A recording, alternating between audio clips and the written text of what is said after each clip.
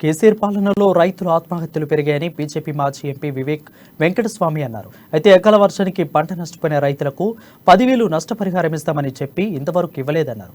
వరంగల్లో ఆయన కొండేటి శ్రీధర్రావు, ఎర్రబెల్లి ప్రదీప్ రావుతో కలిసి మీడియాతో మాట్లాడారు. కౌలు రైతులను రాష్ట్ర ప్రభుత్వం విస్మరించిందన్నారు. కేంద్రం ఇస్తున్న సబ్సిడీతో రాష్ట్రానికి పరిశ్రమలు వస్తున్నాయని తెలిపారు. రాష్ట్ర ముఖ్యమంత్రి కేసీఆర్ అవినీతిలో ముందు వరుసలో ఉన్నారని విమర్శించారు. త్వరలోనే బీఆర్ఎస్ అవినీతి బాగోతం బయట పెడతానని చెప్పారు.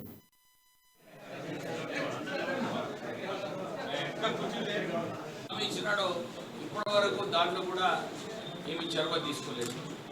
మేము ఇదే డిమాండ్ చేస్తున్నాం. ముఖ్యమంత్రి ఏదైతే రుణమాఫీ అన్నావో అది తొందరగా రైతులకు ఈ హామీ నెరవేర్చాలి. దాంతోపాటు మీరు ఏదైతే రైతులకు పట్టికించకుంటారని చెప్పి హామీ ఇచ్చారో అది కూడా కొనాలి. ఈ సంబరాలు చేసుకోవడంలో రైతులకు గురించి కూడా ఆలోచించే బాధ్యత రాష్ట్ర ప్రభుత్వం. కేంద్ర ప్రభుత్వము మీరందరూ చూస్తున్నారు, అన్ని చోట్ల కూడా అన్నిట్లో కేంద్రము ఏదో ఒకటి చేయాలని చెప్పి